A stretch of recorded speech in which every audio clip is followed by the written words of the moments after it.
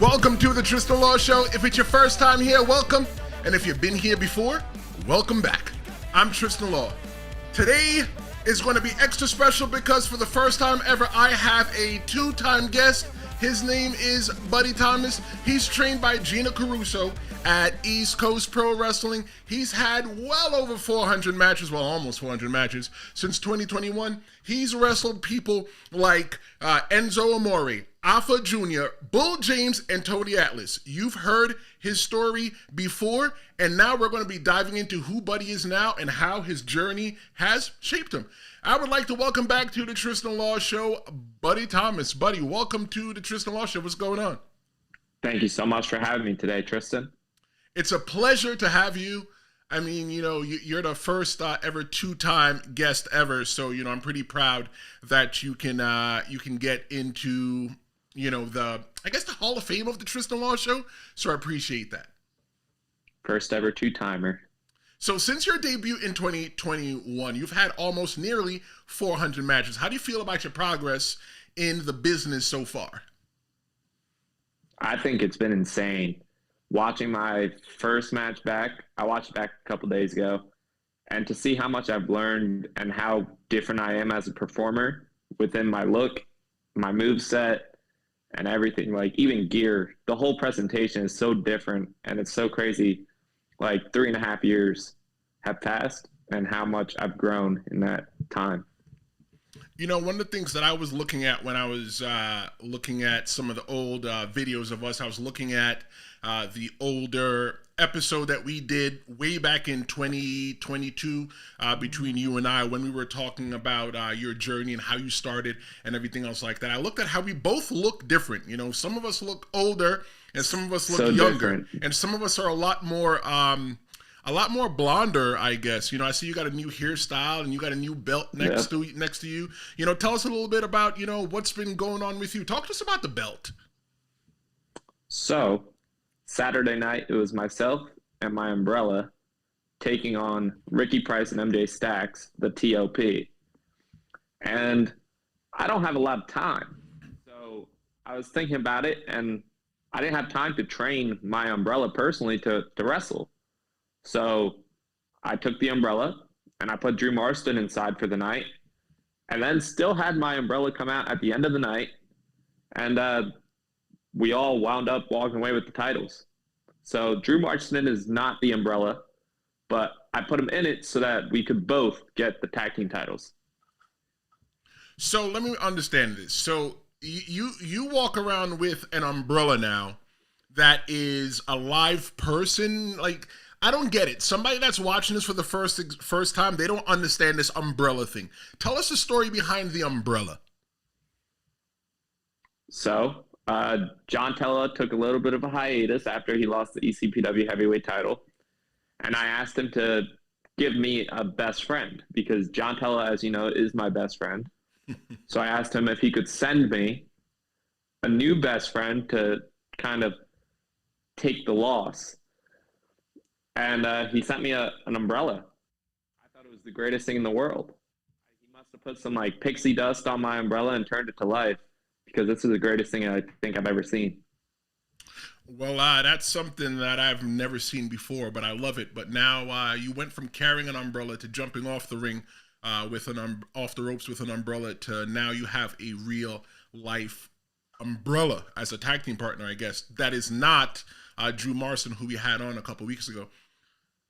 But you've worked with some well-known names, like I mentioned, like Enzo Amore, Bull James, Tony Atlas. What are some of the most memorable moments from these experiences? Well, last March of 2023, I did my first little interview segment with Enzo Amore. And I think I had really bad gear on that day, horrible. It wasn't even customized. And now I wrestled him over the summer a couple times, and he didn't even know I was the same kid. He had no idea it was the same guy that he was doing this stuff with.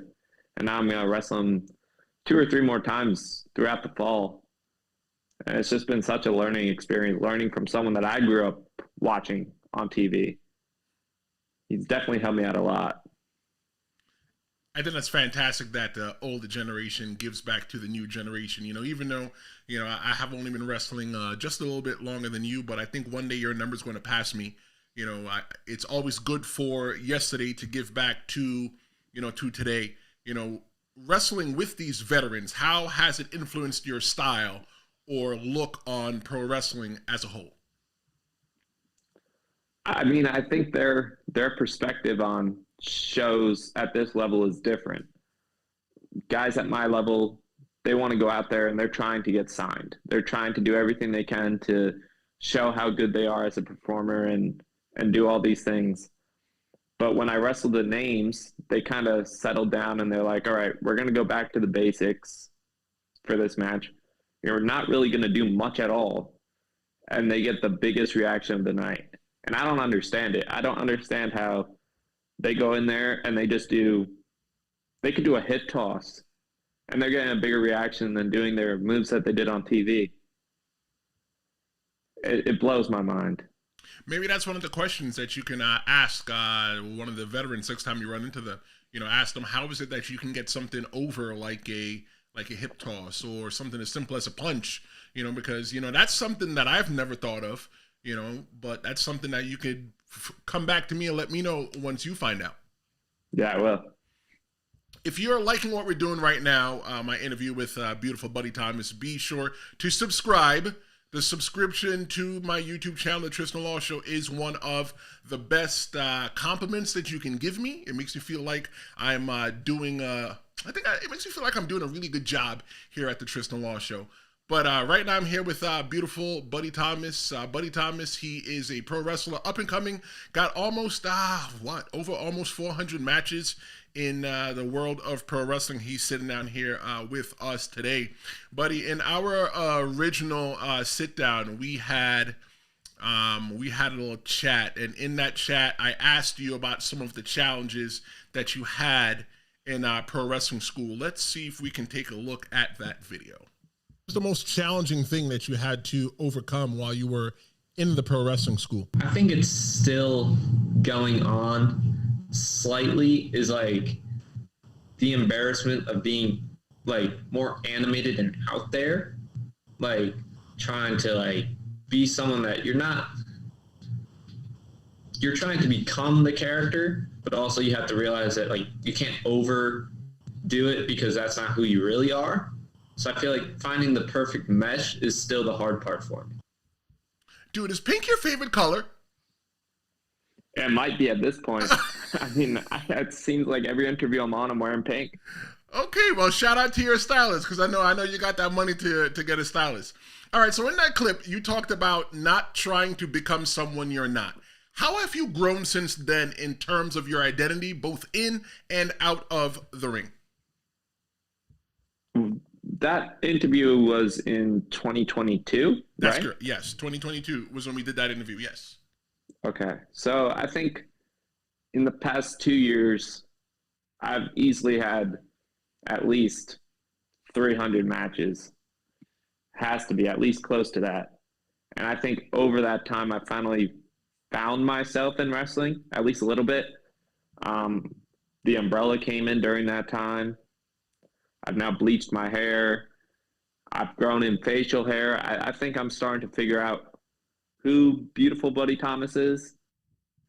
Back then, like, I was going out wearing generic gear I bought online. I really didn't have a look, and I think now I'm starting to finally color in the picture of beautiful Buddy Tomas.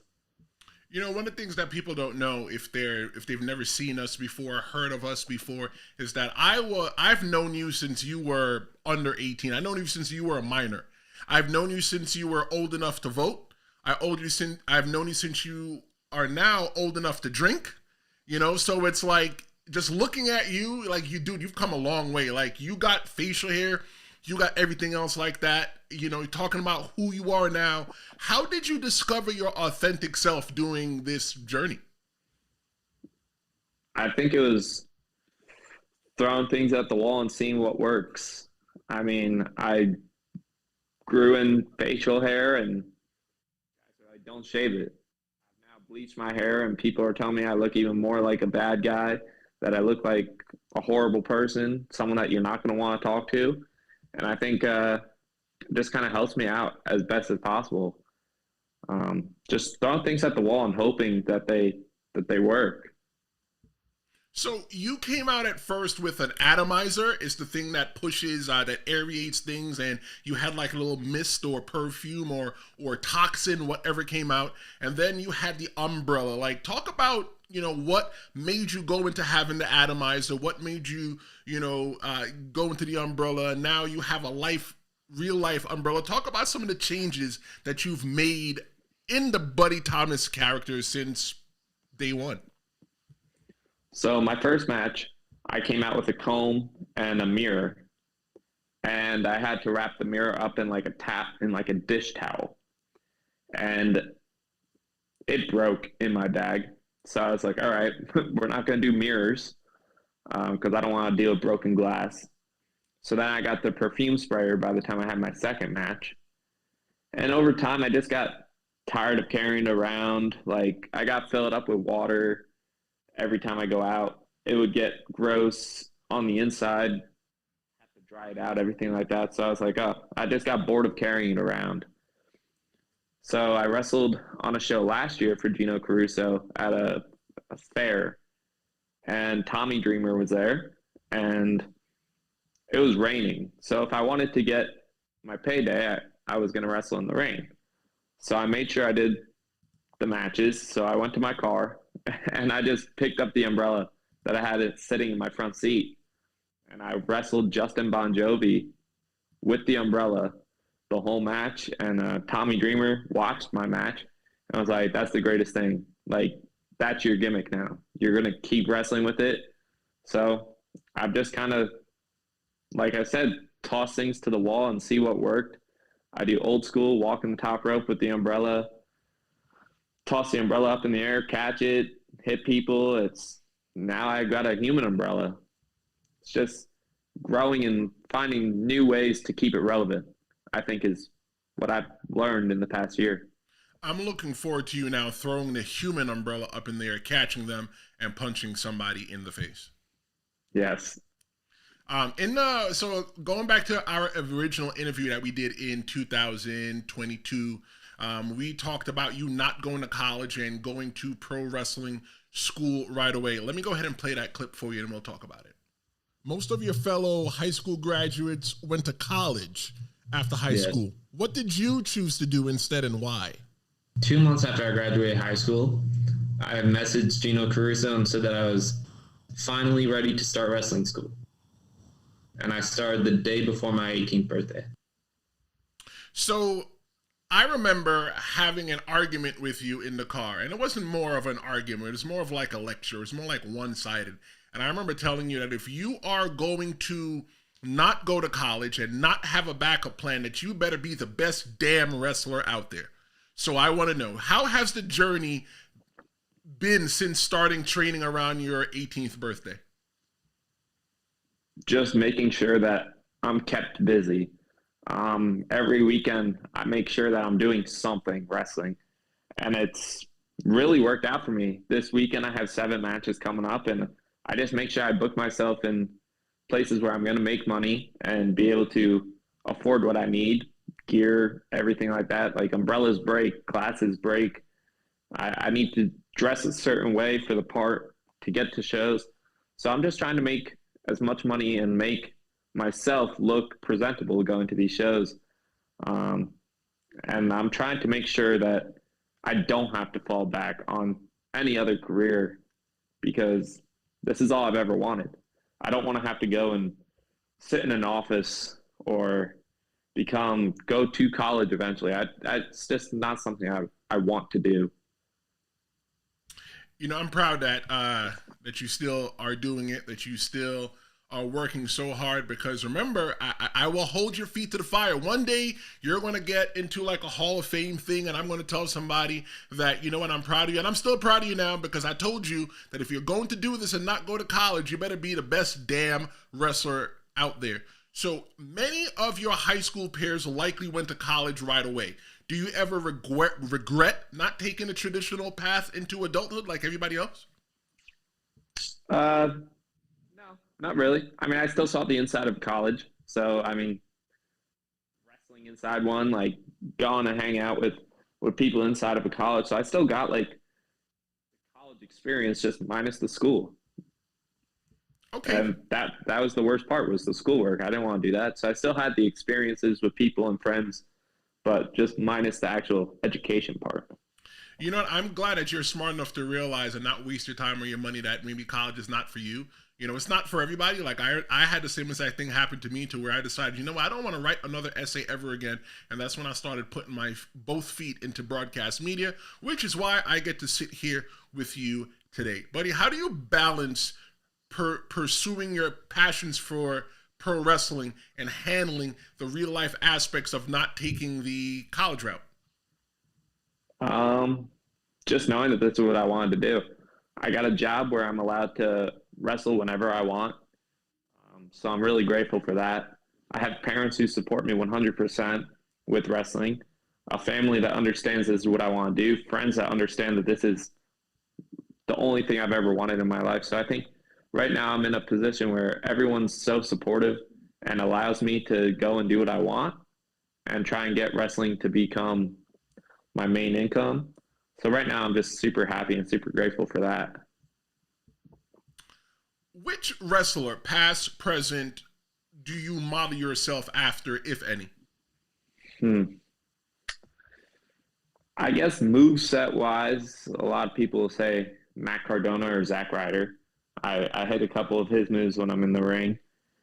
But now I kind of like pick and choose things from different guys. I saw The Undertaker doing old school, and I was like, all right, what if I do that with the umbrella? Tommy Dreamer does the Dusty Rhodes punches. So I was like, all right, he's the one that gave me the gimmick. Let me hold the umbrella up, give him the Dusty punches, toss it up, and then give him, instead of a bionic elbow, I give him a rolling elbow. Just different ideas to like pay homage to the people that like made me want to start wrestling, and then the guys who helped me along the way. Talking about the guys that have helped you along the way, do you still stay in touch with your trainers and mentors? How have they supported your growth as Buddy Tomas? I mean, me and you stay in contact. You helped me a lot. Back when I didn't have a car, I messaged you one day and I was like, hey, Tristan, can I ride down with you to the school? And then we kept with that for a long time, probably like 10 months, right? That sounds about right. 10 months sounds about right. Yeah, so you definitely helped me, and now me, Tamir Gibbs, and Drew Marston, we're kind of riding buddies now. So we all go down, we train with each other, we go to shows together, everything like that. So that definitely has helped a lot. Sonny Kiss, Trey Felipe, Alex Ryman, Kenny Bengal, they've all really helped a lot with training me and helping me learn a lot more.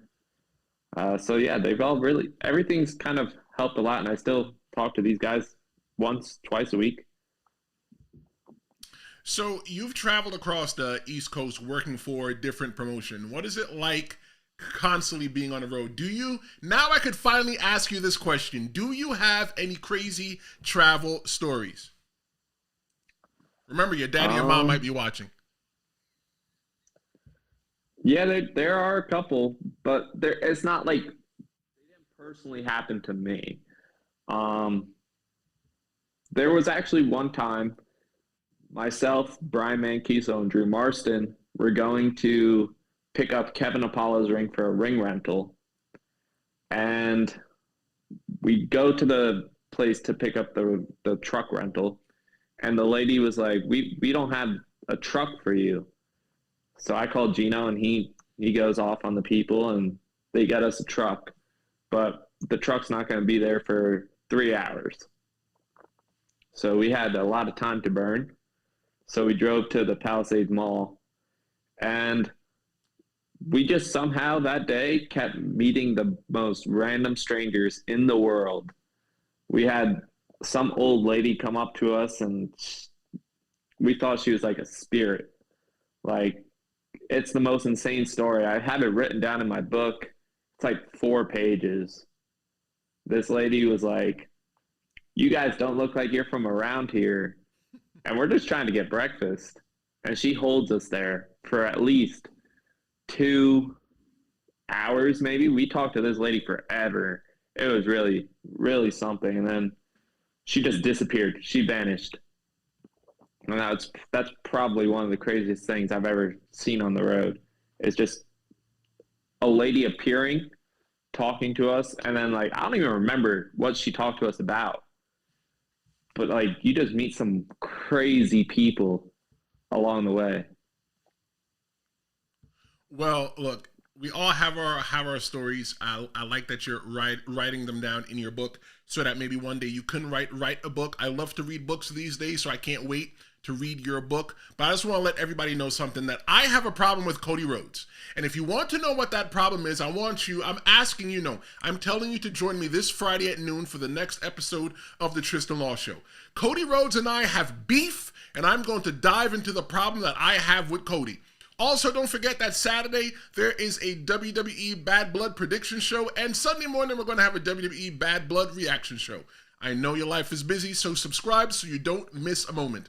I'm sitting here with beautiful Buddy Tomas. He is a independent pro wrestler who is going to be at the next level, somebody you're going to see on TV one day. So if you don't know him, you better know him now.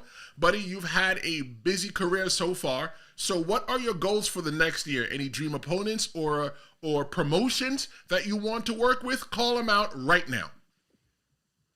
Well, of course, I'm still waiting for that match with Tommy Dreamer. It's been talked about for at least a year now. I've wanted that match anywhere that wants to book it. That's the match I really want.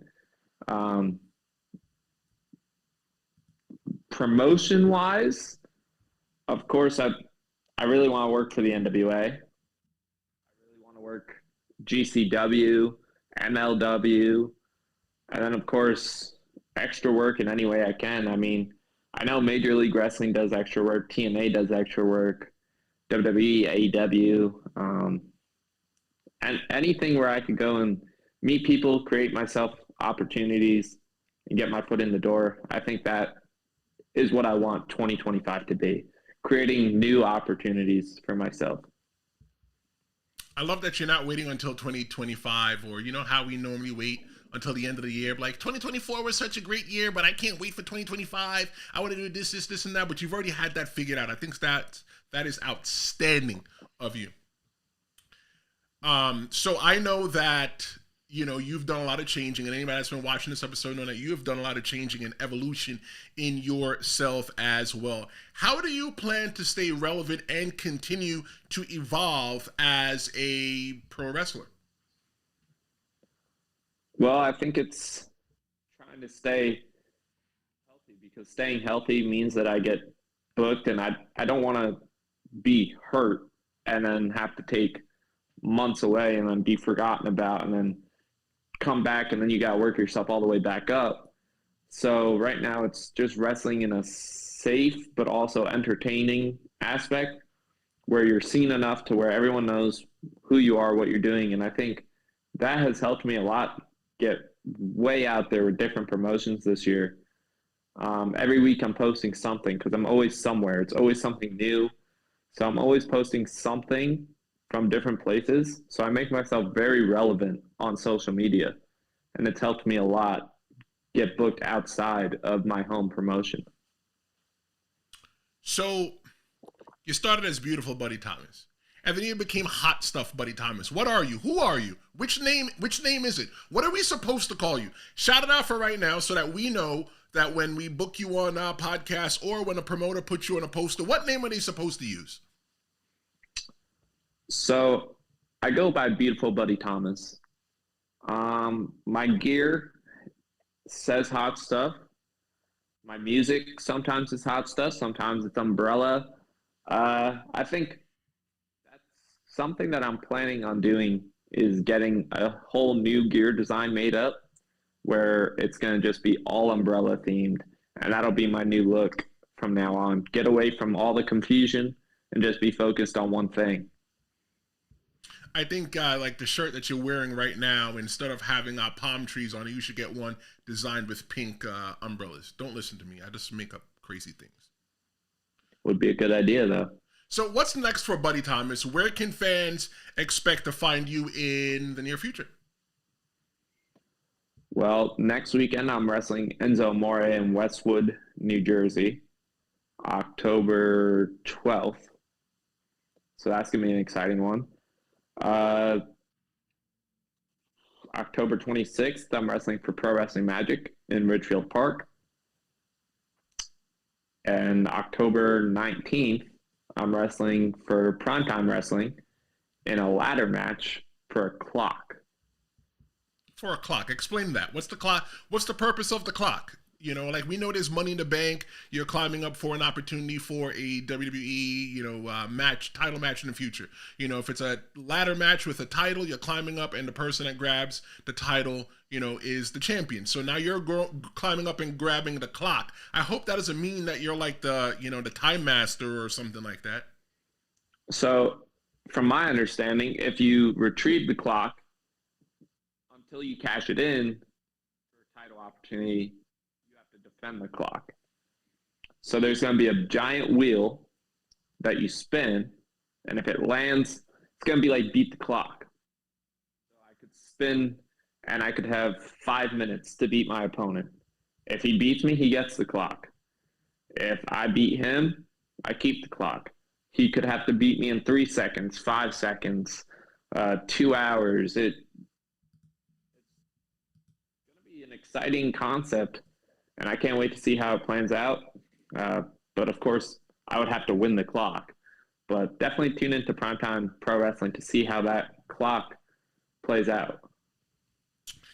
I think that that's unique. And I think that's something that I would want to watch just to see how it plays out. And I recommend anybody that's watching or listening right now, to go check out everything that Buddy Tomas is doing. You can find him on social media at Buddy Tomas Sucks. Buddy, I want to appreciate you for taking the time on this random Tuesday, afternoon to join me here on the Tristan Law Show. What are your last words? Thank you so much for having me. It's been a long time, and a lot has happened for me in these 2 years. So it's good to catch up and actually feel like I have something to talk about this time. The last time we had a really long interview the last time, but I was so new that I didn't really have much experience on the road. So I think it was good to come out here today and tell my updated story of how everything has happened for me in the past 2 years. Well, in case you don't know, I'm going to let everybody know right now that your previous episode that you did back in 2022 is it is the most watched episode on the Tristan Law Show since I've started doing video. So, right now, I think the number one episode in this season is with Ricky Price. I know that you know Ricky Price a little well. You took that belt from him. So I think that you're going to... It still has the stickers on it. Still says the TOP on the side. Oh, well, you need to peel it off and put some umbrellas on there. But Buddy, I definitely appreciate you being here. I love seeing that you're growing up and you're becoming a man and you're doing what you have to do. I also want to thank everybody for joining me here on the Tristan Law Show. Buddy, thank you so much. Don't forget that Friday at noon, join me for Here Is the Problem with Cody Rhodes, because I got some beef with Cody Rhodes. This weekend, also don't forget to join me as I get you ready for WWE Bad Blood Saturday and the aftermath of WWE Bad Blood Sunday morning. I want you to subscribe, I want you to like, and I want you to share this episode if you like what I did. I am Tristan Law, and this is the Tristan Law Show. I'll see you next time. Flashing red lights, driving at night, windowless ride, feeling alive, nothing in sight, forever in flight, follow those lines, we'll make it this time.